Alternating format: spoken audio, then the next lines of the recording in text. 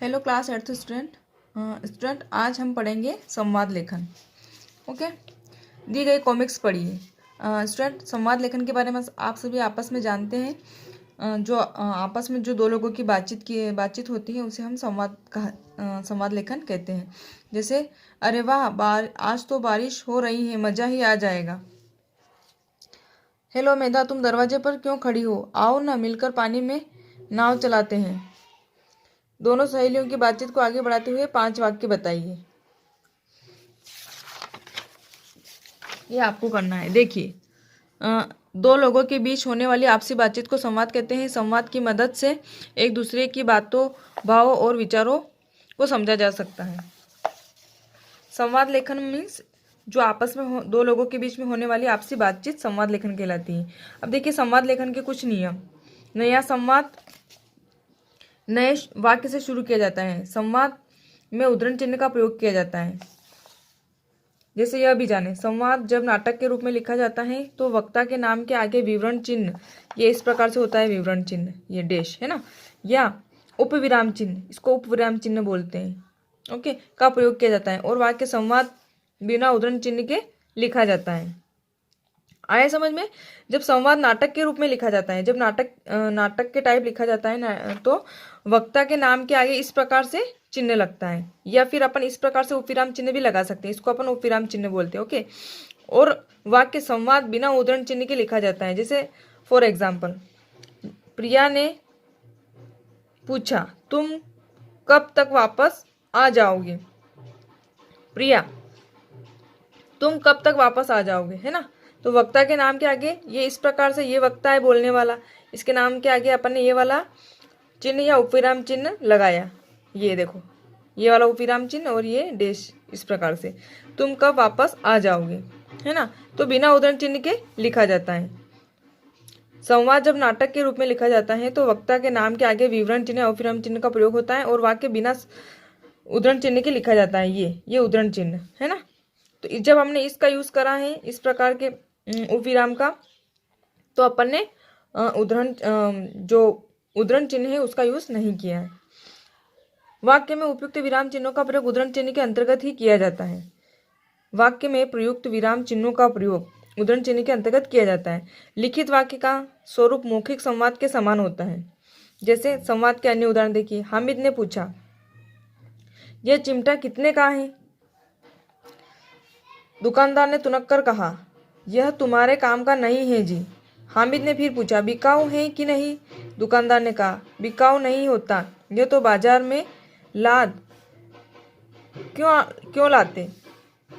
बिकाऊ नहीं होता तो बाजार में लाद क्यों लाते? अब देखो, इसमें सब जो है यहाँ पे कोमा लगा रखा है और सब में किसका उद्धरण चिन्ह का उपयोग कर रखा है। अब देखो आगे वाला। पड़ोसी ने कहा, यह पिल्ला कब पाला? अंगनू काका, अरे भैया, मैंने काहे को पाला, यहाँ अपने ही पेट का ठिकाना नहीं, रात में न जाने कहाँ से आ गया। काका ने कुत्ते की ओर देखते हुए कहा। पड़ोसी ने फिर कहा, तुम इसे पाल लो काका, तुम्हारी कोठरी ताका करेगी। अंगनू काका, भैया की बातें, इसे पालकर क्या करेंगे? कोठरी में कौन खजाना गड़ा है जो ताकेगा? आगे देखो। अनिल, तुम 10वीं कक्षा के बाद कौन सा विषय लेने की सोच रहे हो? आदित्य, मैं तो विज्ञान पढ़ूंगा। अनिल, क्यों? आदित्य, क्योंकि मैं बड़ा होकर एक डॉक्टर बनना चाहता हूँ। एक डॉक्टर सबकी सेवा करता है, लोगों के दुख दर्द दूर करता है। मैं भी बीमार लोगों की सहायता करना चाहता हूँ। तुम्हारे जीवन का लक्ष्य क्या है? अनिल, मैं एक अध्यापक बनना चाहता हूँ। मैं विद्यार्थियों को ज्ञान प्रदान करके उनके जीवन को उज्जवल बनाना चाहता हूँ। मेरे विचार में सबसे अच्छी मानव सेवा है।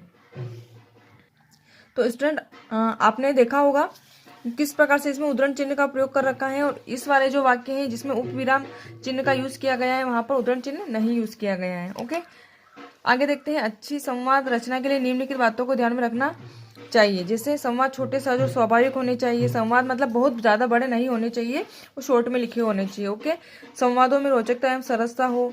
संवाद की भाषा सरल, स्वाभाविक और बोलचाल के निकट हो।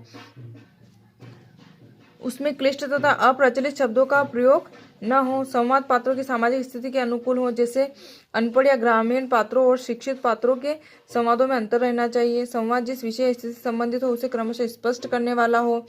यह प्रसंग के अनुसार संवादों में व्यंग्य विनोद का समावेश हो। यथास्थान मुहावरों तथा लोकोक्तियों के प्रयोग के साथ प्रयोग से संवादों में सजीवता आ जाती है।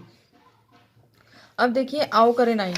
सोचिए आप बाजार से सब्जी लेने गए, दुकानदार सब्जियों के भाव को बढ़ा चढ़ाकर बताता है। ऐसी परिस्थिति में अपने और दुकानदार के बीच में होने वाले संवाद को लगभग 100 शब्दों में लिखिए। यह आपको सेल्फ करना है। जब आप कहीं बाजार सब्जी लेने जाते हैं तो सब्जी वाला जो है वो सब्जियों के भाव बहुत ज़्यादा बताता है। ऐसी परिस्थिति में आप और दुकानदार के बीच में जो बातचीत होती है उसको आप लिखिए। ओके, सोच और बताओ आपका पसंदीदा खिलाड़ी कौन है। उसके बारे में इंटरनेट या पुस्तकालय से पता कीजिए और बिंदुवार उसकी मुख्य उपलब्धियों को लिखिए। ये स्टूडेंट आपको सेल्फ करना है। और आगे हम पढ़ेंगे नेक्स्ट वीडियो में फलों का चुनावी दंगल चैप्टर 9। ओके, आई होप आपको संवाद लेखन जो है समझ में आ गया होगा, क्योंकि संवाद लेखन के बारे में अपन पिछली कक्षाओं में अच्छे से पढ़ चुके हैं और समझ चुके हैं। ओके स्टूडेंट, मैंने आपको ये होमवर्क दिया था, आओ करे 6, आओ करे 7 और आओ करे 8। जिन स्टूडेंट ने नहीं करा है वो भी कंप्लीट कर लीजिएगा। मैं इसकी पीडीएफ बनाकर अभी आपको सेंड करती हूँ, तो आप कंप्लीट करके पीडीएफ बनाकर मुझे सेंड करिएगा। Okay, thank you.